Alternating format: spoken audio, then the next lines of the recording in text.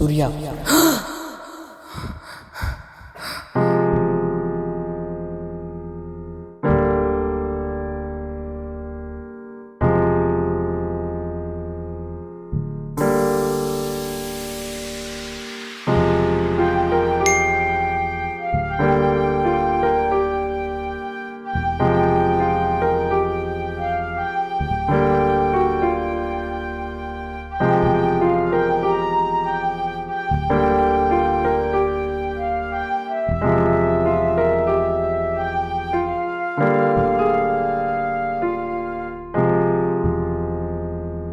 రే, రమణ గారిని డబ్బులు అడిగా కానీ పోయి తీసుకురాపో.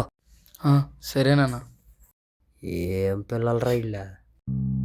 తీసుకున్న డబ్బులకే గతి లేదు కానీ మళ్ళీ డబ్బులా? నదులు నిండొచ్చు, నారలు నిండొచ్చు, మీ గరిపోలు ముడ్డెప్పుడు నిండదురా బాబు. అది సంగతి. నమస్తే అన్న. రాగురా, ఇప్పుడే చేస్తా. ఏందిరా?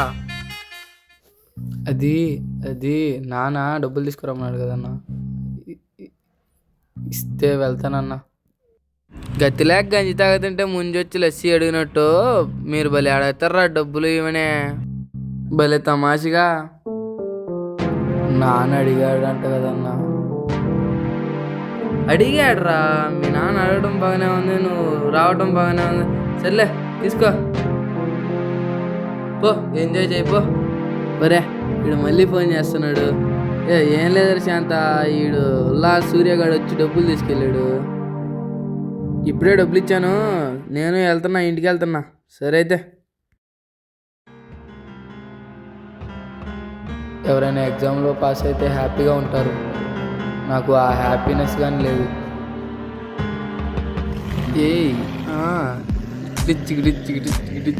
ఒక లైలా కోసం తిరిగానదే.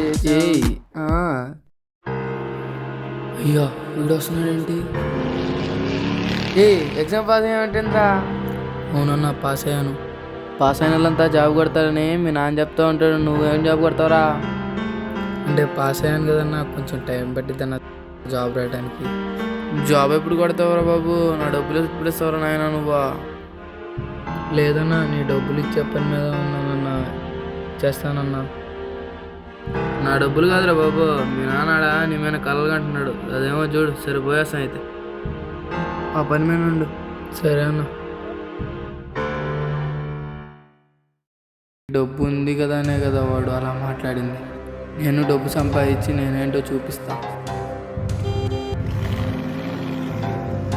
అన్నా ఆగన్నా.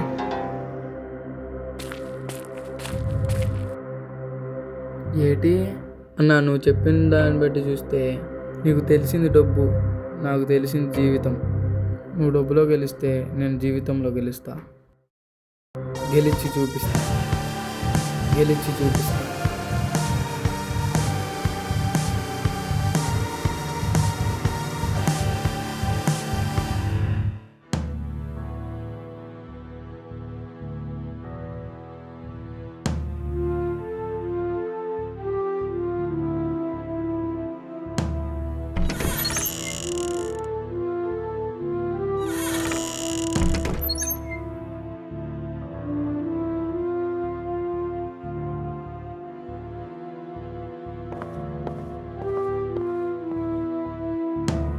సూర్య, ఇట్రా.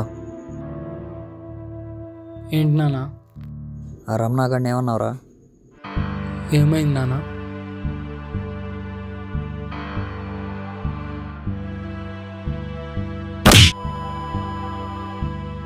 ఏమైంది ఏంట్రా? ఏమైంది? ఆ రమణ గారి ఇంటికి వచ్చాడు.